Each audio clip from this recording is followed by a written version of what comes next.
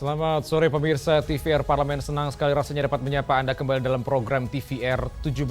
Bersama saya Dadi Ramadan, tepat pukul 17 waktu Indonesia Barat kami hadirkan kepada Anda sejumlah informasi paling baru dan menarik seputar kinerja dan kegiatan DPR RI yang telah disajikan oleh redaksi TVR Parlemen. Dan pemirsa TVR Parlemen, inilah TVR 17 selengkapnya.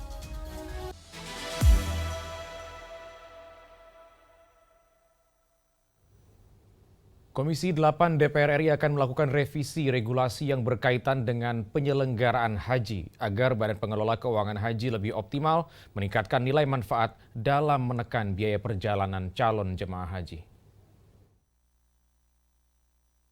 Guna membahas kebijakan dukungan anggaran dan biaya penyelenggaraan ibadah haji tahun 2025, Komisi 8 DPR RI menggelar rapat dengar pendapat umum dengan Dirjen Penyelenggaraan Haji dan Umroh Kementerian Agama RI, Kepala Badan Pengelolaan Keuangan Haji, dan Direktur Jenderal Anggaran Kementerian Keuangan RI. Anggota Komisi 8 DPR RI Ahmad mengatakan, selain Undang-Undang Nomor 8 Tahun 2019 tentang penyelenggaraan haji dan umroh, revisi juga akan dilakukan pada Undang-Undang Nomor 34 Tahun 2014 tentang pengelolaan keuangan haji. Hal ini dilakukan agar BPKH lebih optimal meningkatkan nilai manfaat guna menekan biaya perjalanan yang harus dibayar oleh calon jemaah haji. Dengan setorannya yang dari BPKH. Di samping nanti calon jemaah haji itu berangkat dengan pembiayaan sendiri, juga nilai manfaat yang dikelola oleh BPKH. Nah, kita harapkan nanti di dalam RUU Haji ini jelas nanti bagaimana terutama masalah pembiayaan ini supaya pertama transparan, ya. Kedua, kita harapkan peningkatan pelayanan terhadap calon jemaah haji kita. Ketiga, dari sisi kenyamanan, ya, nyaman, mereka tersenyum melaksanakan haji ini. Lebih lanjut, Ahmad berharap revisi kedua undang-undang ini dapat mengoptimalkan pelayanan dan perlindungan terhadap seluruh jemaah haji asal Indonesia, mulai dari keberangkatan saat menjalankan rangkaian ibadah di Tanah Suci hingga kepulangan kembali ke tanah air. Andini dan Rangga, TVR Parlemen melaporkan. Komisi 12 DPR RI mendorong PT Vale Indonesia melakukan hilirisasi guna wujudkan kemandirian energi. Pembangunan smelter PT Vale juga diharapkan selesai sesuai target yang ditetapkan oleh pemerintah. Komisi 12 DPR RI mendorong PT Vale Indonesia terus berkontribusi terhadap penerimaan negara dengan melakukan hilirisasi guna mendukung target pemerintah dalam mewujudkan kemandirian energi. Anggota Komisi 12 DPR RI Rohmat Ardian mendorong PT Vale Indonesia mendukung gagasan Presiden dalam upaya menekan ketergantungan terhadap energi fosil. Ia juga meminta pembangunan smelter PT Vale selesai sesuai target yang ditetapkan pemerintah. Selain itu, menurutnya, MindID selaku pemilik saham terbesar PT Vale Indonesia harus mampu mendukung program pemerintah terkait hilirisasi dan berkontribusi terhadap penerimaan negara. Pertama, kebutuhan kita punya rencana besar, yaitu dengan akan mendirikan pabrik baterai di Indonesia dengan sistem konsorsium. Selama ini masih banyak ekspor, dan ini adalah rencana besar Bapak Presiden dalam mendukung kemandirian energi. Sehingga bagaimana nilai-nilai nikel ini lebih bermanfaat lagi buat masyarakat bangsa dan negara. MindID saat ini sedang kami dorong, ya, bagaimana MindID sebagai BUMN di bidang minerba bisa menyumbangkan pendapatan negara sebesar-besarnya. Karena fokus pemerintah saat ini adalah di bidang hilirisasi dan industrialisasi. Bahkan Presiden Pak Prabowo siap menyertakan modal tambahan buat memperbesar BUMN MindID. Dari Sulawesi Selatan, Helmi Dermawan, TVR Parlemen melaporkan. Selanjutnya, pemirsa, anggota Komisi 9 DPR RI menegaskan pengawasan terhadap promosi produk skincare oleh influencer harus diperketat demi melindungi masyarakat dari informasi yang menyesatkan. Menyikapi polemik saling serang terkait overklaim produk skincare yang bergulir di sosial media, Komisi 9 DPR RI menerima aspirasi dari Perhimpunan Dokter Estetika Indonesia atau Perdesti untuk mencari titik tengah dan akar persoalan yang hingga saat ini ramai dibicarakan oleh masyarakat.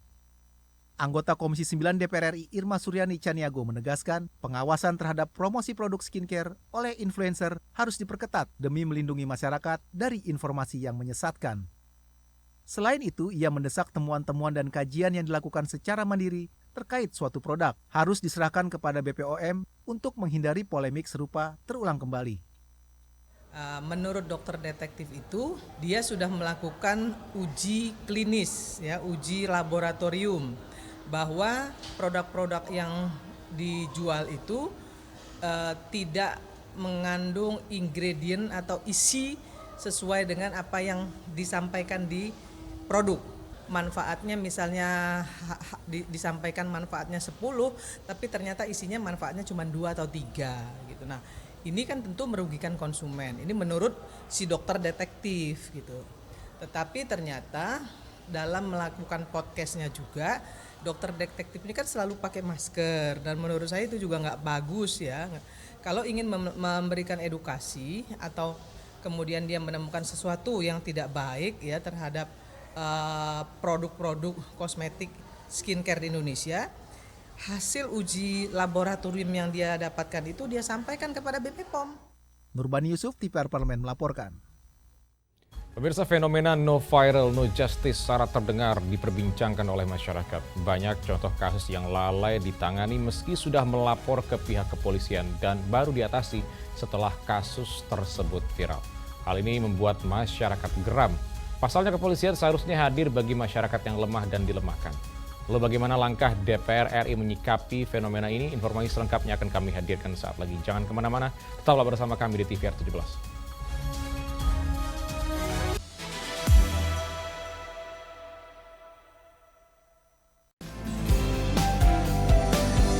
Sudut Dengar Parlemen. Karena ujung tombak daripada penjualan LPG 3 kg itu adanya di pengecer. Kalau kita mau menarik lebih ke belakang lagi, permasalahan tidak tepat sasaran ini sejak pembagian dari LPG 3 kg ini di awal. Yang sebetulnya nggak boleh membeli, justru bisa membeli. Bahkan dipergunakan di restoran, di kafe-kafe gitu. Mekanisme pemberian subsidi saya kira mungkin juga patut dievaluasi untuk diubah. Perubahan status subpangkal itu tidak akan merubah pemberian subsidi yang salah sasaran kalau aturan hukumnya tidak diubah. Yang tidak kalah menjadi perhatian adalah yang kemarin ada terkait dengan pembatasan pembelian solar. Kalau namanya perkebunan, pertambangan, dan industri, itu adalah sektor usaha yang sesungguhnya mampu membeli solar non-subsidi. Bapak Ibu ini kan orang-orang pintar setaunya saya di Kemendikbud. Ya, hakim yang memutuskan vonis bebas mereka sakit semua. Kalau memang ada yang terlibat, langsung pecat Pak, langsung beri sanksi. Usulkan.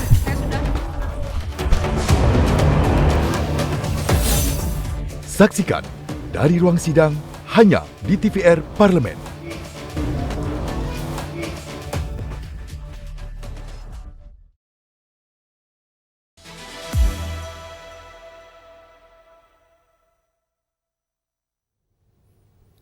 Kembali di TVR 17, pemirsa, fenomena no viral, no justice menjadi tantangan berat bagi institusi Polri. Fenomena ini menempatkan citra Polri di posisi terbawah dibanding institusi lainnya. Sudah saatnya Polri berbenah memihak yang lemah dan dilemahkan, menyelesaikan tugas atau kasus tanpa harus menunggu viral. Dan mari kita simak liputan mendalam yang telah dikemas oleh tim redaksi TVR Parlemen dalam segmen editorial Parlemen. Berikut ini.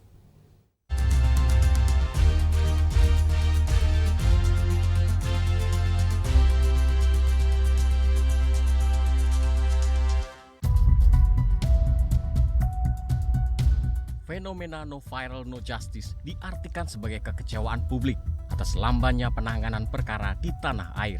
Pasalnya, proses penegakan hukum baru dimulai setelah kasus korban merebak luas di dunia maya. Kasus penganiayaan dan pembunuhan terhadap Dini Sera Afriyanti baru diusut tuntas usai riuh dibicarakan di media sosial.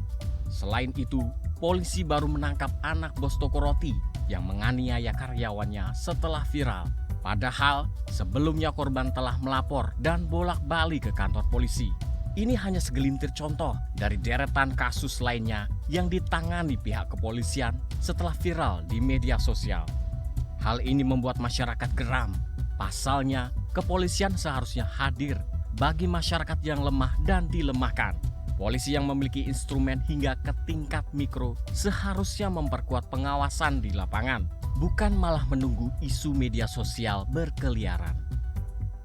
Jadi itu harus dilihat sebagai bentuk simpati netizen kepada orang-orang yang dianggap tidak punya akses terhadap kekuasaan sehingga mereka cenderung diperlakukan semena-mena begitu. Nah, ini memang pekerjaan rumah ya institusi penegak hukum kita. Nah, karena itu pengawasan itu harus betul-betul melekat dan sampai ke bawah. Sehingga kemudian aparat penegak hukum itu tidak menyalahgunakan kewenangan yang dia miliki. Dan hukum itu hadir bukan hanya memberikan kepastian, tapi juga kemanfaatan dan keadilan di tengah masyarakat, terutama kepada orang-orang masyarakat kelompok marginal yang terpinggirkan karena situasi, kondisi ekonomi, politik, dan lain sebagainya. Fenomena ini diketahui menyebabkan citra kepolisian berada di posisi terbawah di antara berbagai institusi lainnya. Berdasarkan survei Litbang Kompas yang dirilis pada Januari lalu, Polri hanya meraih 65,7%. Karenanya, Polri harus bergerak cepat untuk mengembalikan kepercayaan publik.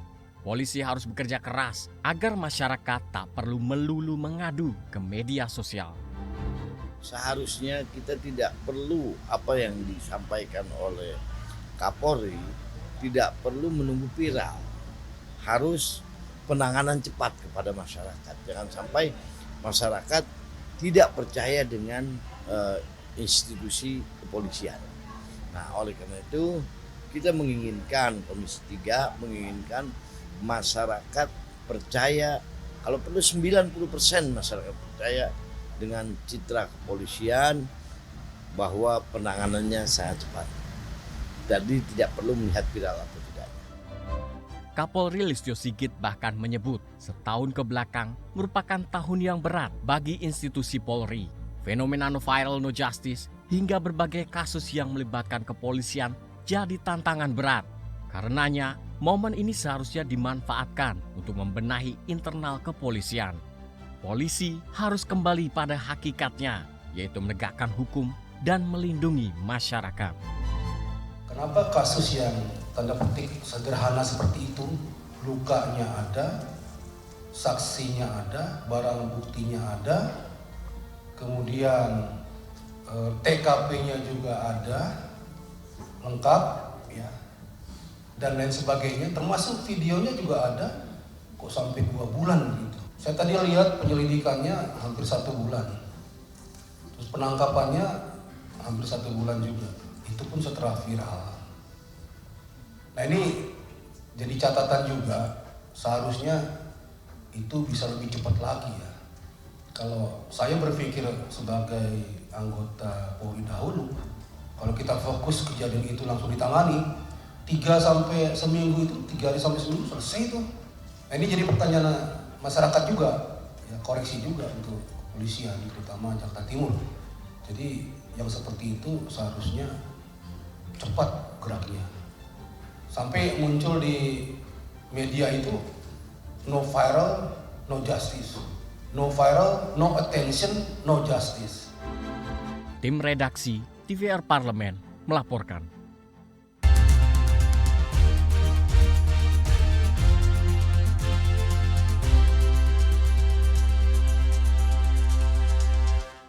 Efisiensi anggaran yang dilakukan pemerintah seharusnya tidak mengganggu sejumlah program prioritas dalam pengembangan di sektor pendidikan. Kami akan hadirkan informasi selengkapnya saat lagi, tetaplah bersama kami di TVR 17.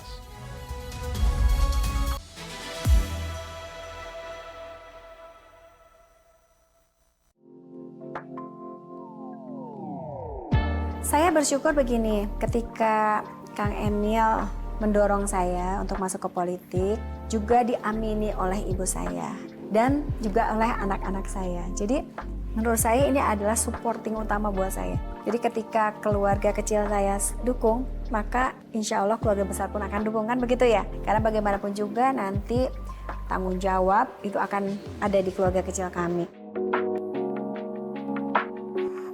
anak dan keluarga itu adalah energi buat saya. Jadi saya ada di sini atas energi itu gitu. Saya didukung oleh suami dengan anak dan mereka baik-baik saja, mereka happy ya. Maka saya pun akan baik-baik saja gitu ya. Ini dipanggil Bu Cinta atau Ibu Atalia? Ibu Atalia. Karena kalau Ibu Cinta gitu ya, mereka suka lupa nama asli saya Bu Atalia. Karena itu pernah kejadian. Jadi selama ini orang-orang manggilnya Bu Cinta, Bu Cinta, Bu Cinta. Pas kemarin kampanye nggak ada yang tahu nama saya Bu Atalia. Tapi kalau tanya sekarang, saya di Bandung. Di Dapil dong. Karena apa? Aku bisa keluar sedikit lah, bisa ke Kabupaten Bandung Barat, bisa ke Kabupaten Bandung, gitu ya, bisa gitu jauh. Hanya di TVR Parlemen.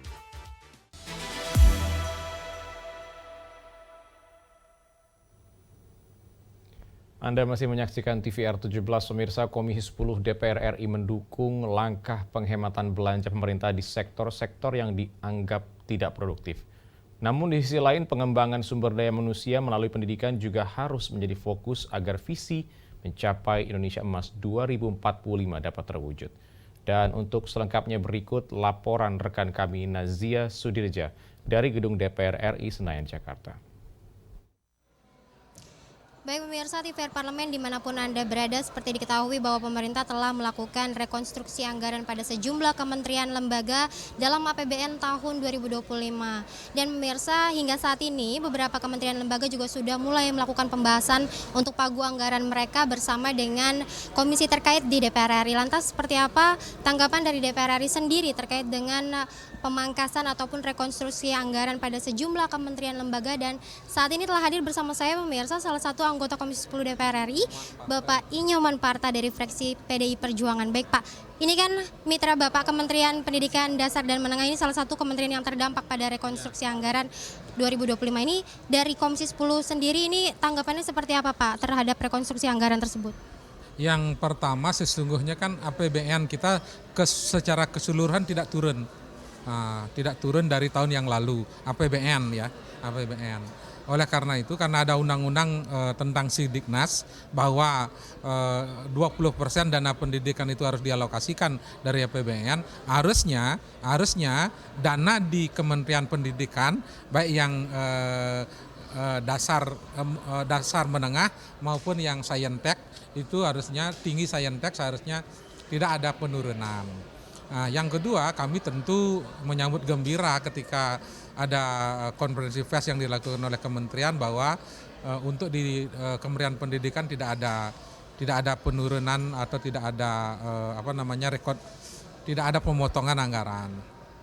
Karena memang kebutuhan untuk di sektor pendidikan ini kan sebagian besar adalah kebutuhan untuk program, baik yang berkait dengan persoalan peningkatan kualitas pendidikan, yaitu tentang perlindungan berkait dengan persoalan dana BOS, terus selanjutnya adalah dana beasiswa dari program Indonesia Pintar sampai dengan program Indonesia Kuliah itu harus tetap dianggarkan. Yang kedua persoalan karena 10 tahun ini banyak sekali gedung-gedung fasilitas sekolah, sarana prasarana sekolah yang tidak teranggarkan. Karena selama ini 10 tahun ini dana itu ditempatkan di Kementerian PUPR. Tetapi Kementerian PUPR lebih banyak membangun jembatan, membangun jalan, tidak ada membangun gedung untuk kebutuhan, sangat sedikit membangun gedung untuk kebutuhan sekolah. Oleh karena itu banyak gedung yang rusak, banyak perpustakaan yang belum ada, UKS yang belum ada, dan lain sebagainya. Perlu disiapkan dana itu untuk di Kementerian Pendidikan. Ini kan memang sudah ada pernyataan dari kementerian bahwa anggaran Kementerian Pendidikan Dasar dan Menengah ini tidak jadi diturunkan. Namun Pak, di masyarakat ini sudah ramai dibincangkan terkait dengan kekhawatiran mereka terkait dengan dana-dana prioritas pendidikan mereka yang katanya ini akan dibiayai terbatas, kemudian juga ada yang tidak terdanai, kemudian juga terkait dengan upah dari tenaga pendidik juga mereka mengkhawatirkan hal tersebut. Dari Komisi 10 sendiri pengawasannya agar hal tersebut tidak sampai terjadi ini seperti apa Pak? Karena ada informasi terbaru itu harusnya kita kembali melakukan pertemuan apakah anggaran pendidikan sesuai dengan alokasi yang pertama. Kan ini tiga kali pembahasan ini, apakah saat rekonstruksi atau kembali lagi seperti yang anggaran awal gitu. Dari Komisi 10 sendiri nih Pak, terkait dengan rencana pemerintah melakukan rekonstruksi anggaran pada Kemendikdasmen, ini sebetulnya dari Bapak sendiri terutama, Bapak melihatnya seperti apa? Kenapa pemerintah justru malah menjadikan Kementerian Pendidikan Dasar Menengah untuk menjadi target dari rekonstruksi anggaran? Nggak, saya setuju ada penghematan. Kami setuju ada fokus anggaran. Itu memang ada yang harus diperbaiki di Kementerian Pendidikan, baik yang dasar menengah maupun yang tinggi saintek. Misalnya tentang program yang copy paste, itu memang harus dipotong. Jadi kenapa terus-terusan dianggarkan, padahal itu program. Terus yang kedua adalah program atau kegiatan yang berkait dengan persoalan judulnya berbeda, tetapi tujuan input, output, outcome-nya sama. Nah ini memang perlu dilakukan penghematan atau stressing dan lain sebagainya. Baik Pak, terima kasih atas waktunya. Baik pemirsa, itu tadi wawancara saya dengan anggota Komisi 10 DPR RI yakni Bapak Inyoman Parta dari fraksi PDI Perjuangan terkait dengan rencana pemerintah rekonstruksi anggaran pada Kementerian Pendidikan Dasar dan Menengah. Dan tadi disampaikan dari Pak Inyoman bahwa kementerian telah melakukan pernyataan bahwa tidak jadi menurunkan anggaran ataupun melakukan rekonstruksi anggaran pada Kemendikdasmen.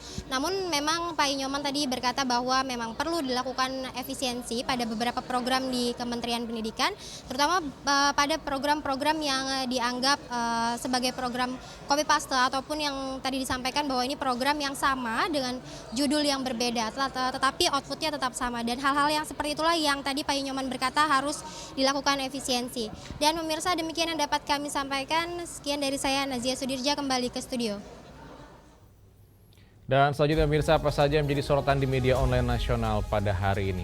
Saat lagi jangan kemana-mana, tetap bersama kami di TVR 17.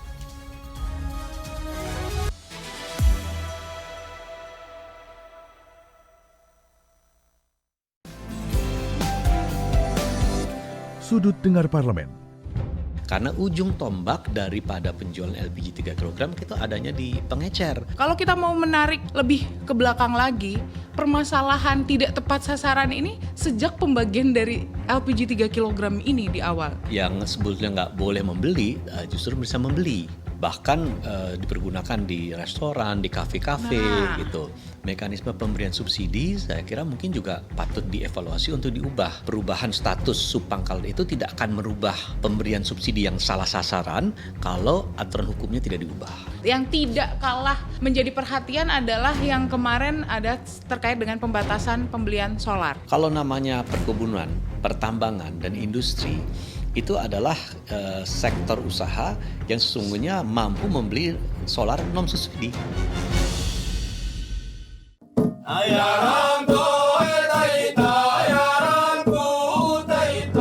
Segala hal ada di luar sana. Lalui rintangan, terus bergerak, maju menembus batas. Jelajahi dan buktikan. Marilah kita memasuki acara ketiga rapat paripurna Dewan hari ini, yaitu pembicaraan tingkat 2 pengambilan keputusan atas rancangan undang-undang tentang perubahan kedua. Halo pemirsa TVR Parlemen, saat ini saya sedang berada di Desa Wairebo.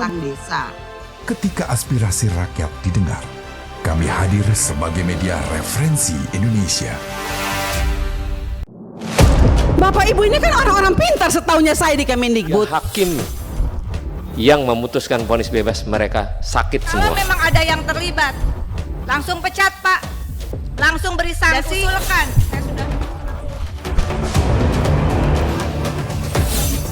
Saksikan dari ruang sidang hanya di TVR Parlemen.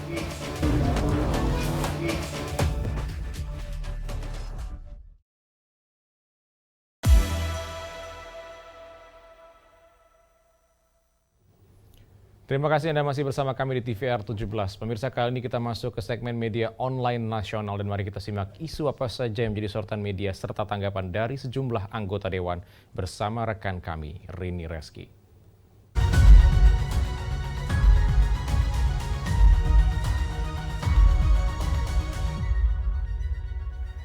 Baik, terima kasih rekan Dadi Ramadan dan pemirsa selamat sore. Kita masuk ke berita pertama yang menjadi headline di media online pada hari ini, yaitu mengenai Komisi 4 tinjau harga bahan pokok di Pasar Bringharjo.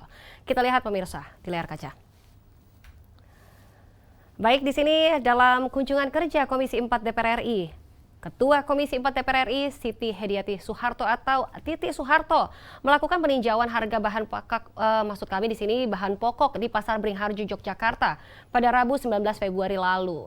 Dan dalam peninjauan tersebut ditemukan kenaikan harga cabai yang penurunan beberapa komoditas sayuran. Kunjungan Komisi 4 DPR RI disambut baik pejabat Wali Kota Yogyakarta, yaitu Sugeng Purwanto, dan juga diharapkan dapat berdampak pada stabilitas harga bahan pokok di Pasar Bringharjo dan juga pasar-pasar lainnya yang ada di Yogyakarta, pemirsa.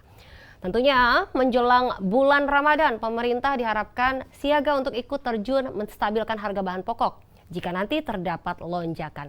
Kita beralih ke berita selanjutnya, pemirsa, yang juga menjadi headline di media online, yaitu Sujatmiko meminta pengumuman harga tiket pesawat 2 minggu menjelang Ramadan. Kita lihat kembali di layar kaca. Baik, di sini pemirsa, anggota Komisi 5 DPR RI yaitu Sujatmiko meminta pengumuman penurunan harga tiket pesawat dilakukan sebelum Ramadan 2 minggu mendatang. Walaupun ini sudah 8 hari sebelum Ramadan ya pemirsa, dan tentunya terkait hal ini sesuai dengan permintaan Presiden Prabowo Subianto agar ada penurunan harga tiket pesawat menjelang Hari Raya Idul Fitri 2025. Di sini pemirsa, publik berharap pemerintah dapat menurunkan harga tiket pesawat sebulan sebelum Lebaran dan juga agar harganya lebih terjangkau untuk masyarakat. Seperti pada saat libur Natal dan juga Tahun Baru, pemirsa, penurunan harga tiket pesawat dapat terwujud berkat efisiensi yang dilakukan oleh Kementerian Perhubungan dan juga perusahaan penerbangan. Jika Kementerian Keuangan turut menurunkan pajak pertambahan nilai tiket pesawat, penurunan harga tiket pada libur Lebaran bisa lebih signifikan. Baik, itu tadi headline di media online pada hari ini yang saya sampaikan terkait dengan Komisi 4 meninjau harga bahan pokok di Pasar Bringharjo, serta Sujatmiko yang meminta pengumuman harga tiket pesawat menjelang Ramadan. Sekian dari saya, Rini Reski, kembali ke rekan Dadi. Terima kasih, selamat sore.